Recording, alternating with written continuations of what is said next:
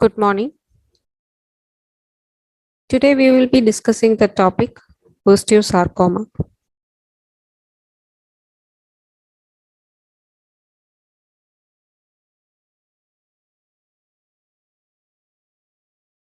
Osteosarcoma will be discussed under the following subheadings: definition, types, central osteosarcoma, its subtypes, clinical features, gross appearance, microscopic features, variants, and about surface osteosarcoma.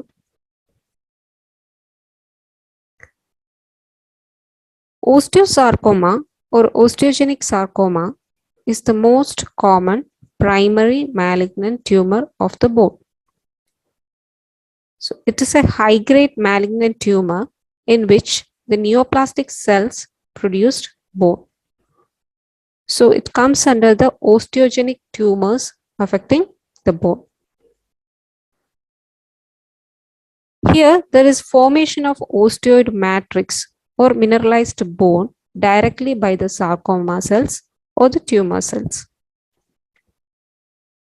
Based on the location within the bone, the osteosarcoma can be categorized into two: central or medullary or classic type, and surface osteosarcomas, which can again be divided into parosteal and periosteal. Central or medullary osteosarcoma, which is also known as conventional or classic type, is the most common type of osteosarcoma. It affects younger individuals, that is between 10 to 20 years of age. Males are more affected, and this tumor usually affects the metaphysis of long bones. The common sites are lower end of femur and upper end of tibia, that is around the knee joint, and this is a common site for many other types of bone tumors also. Other sites of osteosarcoma are upper end of humerus, pelvis, upper end of femur. Rarely, this tumor can be seen in jaw bones, vertebrae, and skull. The osteosarcoma can also be seen in extraskeletal site or in the soft tissue also, very rarely. Then it is called a extraskeletal osteosarcomas. Based on the pathogenesis or depending on the state of the underlying bone, the osteosarcoma can again be divided into two types: primary osteosarcoma and secondary osteosarcoma. Primary osteosarcoma, which is the most common type, occurs in an otherwise healthy bone, that is, in a bone without any underlying diseases. This type of osteosarcoma is associated with a mutation of RB gene, P53 gene, MDM2 gene, cyclin D1, P16, and CDK4. Secondary osteosarcoma occurs in a bone with underlying disease. That is, it develops following pre-existing bone diseases. Example: Paget's disease, fibrous dysplasia, multiple osteochondromas, chronic osteomyelitis, infarcts, and fracture of bone. Secondary osteosarcoma is more aggressive compared to primary osteosarcoma. Coming to the clinical features. Usually, the patient presents with swelling, pain, and tenderness of the affected bone or limb. The characteristic X-ray findings of osteosarcoma include sunburst pattern, which occurs due to neo-osteogenesis or new bone formation within the tumor, and Codman's triangle, which is the angle between the cortex and the periosteum, which is lifted by the tumor. Patient also show raised serum alkaline phosphatase in blood, and since the tumor is highly malignant, it can spread hematogeneously to other organs, commonly lungs, other bones, and brain. This is the picture of Codman triangle. So, the medullary osteosarcoma, which arises in the medulla of the bone, will enlarge and it will infiltrate the cortex. It will lift the periosteum and infiltrate into the surrounding soft tissue. So, in this process, the tumor will tend to lift the periosteum from the cortex, forming an angle between the cortex and lifted periosteum, which forms the Codman's triangle. Next is sunburst pattern. Sunburst pattern can be seen in other types of bone tumors also, for example, in Ewing sarcoma. And this occurs due to neo-osteogenesis or new bone formation within the bone.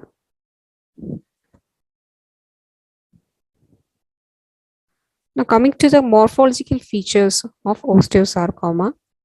Grossly, the tumor appears as a gray-white bulky mass at the metaphysis of long bones. The cut section of tumor show gray-white areas with areas of hemorrhage and necrosis. It may show hard, gritty, and mucoid areas. The tumor will infiltrate the cortex and adjacent soft tissue, joint, or infiltrate and replace the marrow. This is the gross appearance of osteosarcoma affecting the lower end of femur.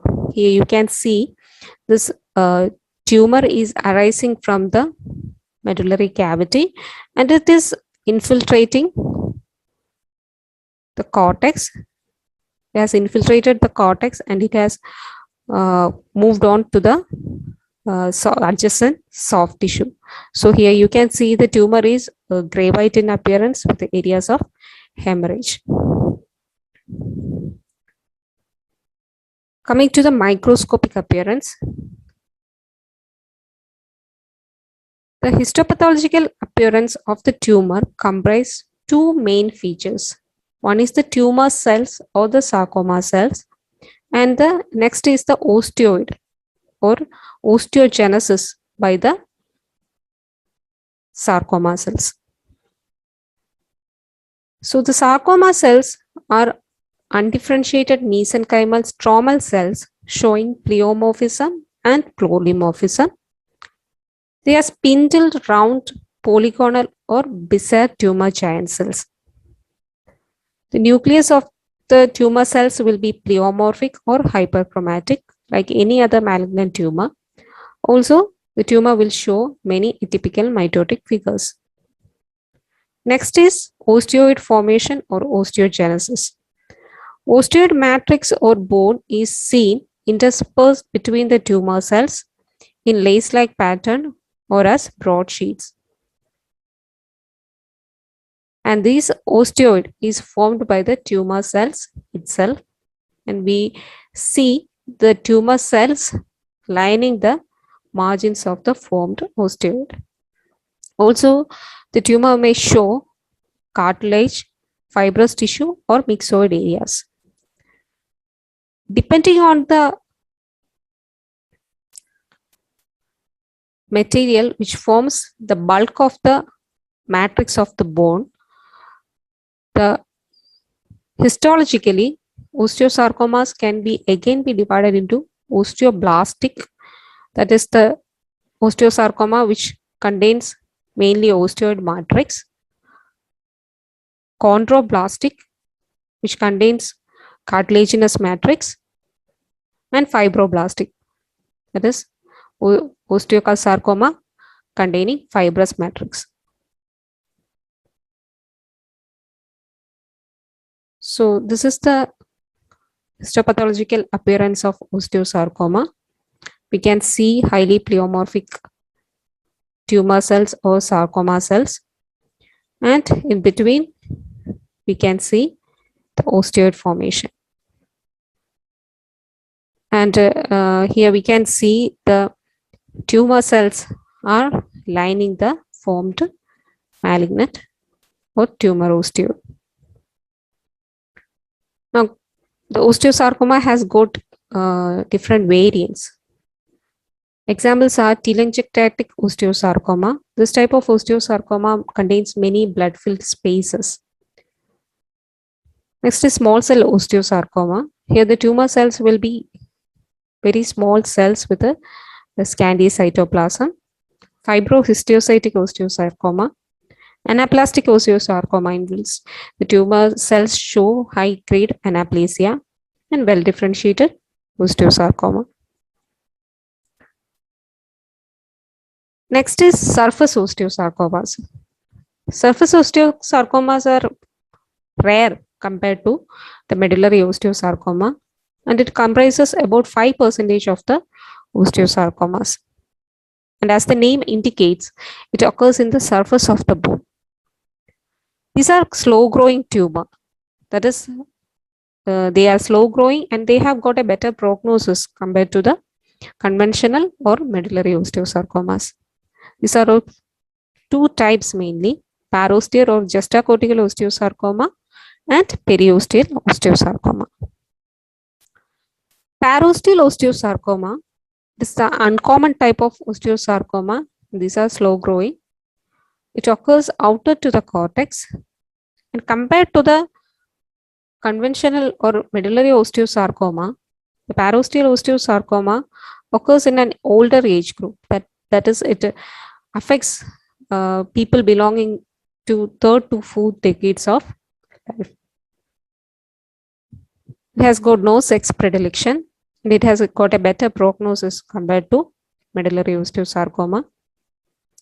It appears as a lobulated and circumscribed calcified mass, and these tumors show high-grade structural differentiation with well-formed bony trabeculae. Periosteal osteosarcoma, it is a rarer form of surface osteosarcoma. It arises between the cortex and overlying periosteum. The common sites are diaphyses of tibia and femur. We have learned that the osteosarcomas commonly affect metaphyses of long bones, but here the periosteal osteosarcoma usually affects diaphyses of long bones. It also occurs in younger adults, that is, the average age of occurrence is 25 years. It shows cartilaginous differentiation and high degree anaplasia than parosteal osteosarcoma. So it comes under an intermediate grade osteosarcoma. So before concluding, the points we have to keep in mind regarding osteosarcoma is: the osteosarcoma is the most common primary malignant tumor of the bone. It is an osteogenic or bone-forming tumor. Depending on the site, it can be divided into medullary and surface osteosarcomas based on the pathogenesis or based on the state of the underlying bone affected. It can be primary and secondary type. Then grossly, the tumor is a gray white bulky mass infiltrating the adjacent tissue, which is seen in the metaphyses of long bones. And microscopically, the tumor contains highly pleomorphic sarcoma cells and the osteoid, which is formed by the sarcoma cells. Thank you.